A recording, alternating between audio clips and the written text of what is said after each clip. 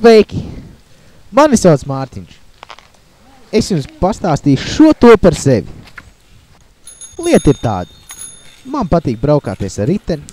Man ir zaļa cepurīti, šorti. Diezgan dabisks krāsas krekls. Ritenis pavisam zaļā krāsā. Man patīk arī raļot. Raļošanas laikā man ir tāds slikts ieradums. Piekārto savu zaļo cepurīti, lai tā nepazust zaļajā zālītē.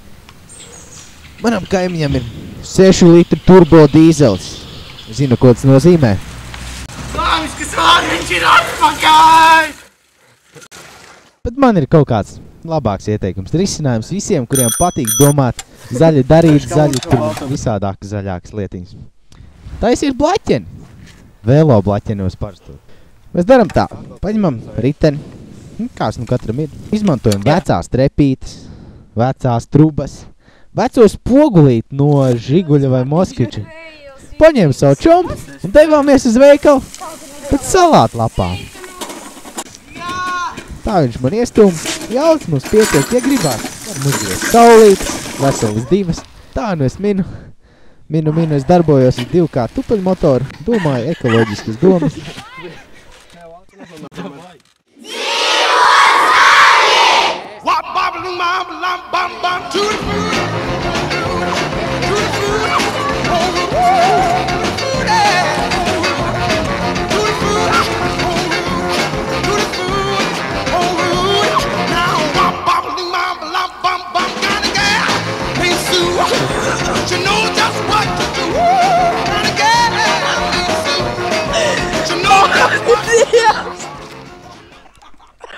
Atceros savu bērnību.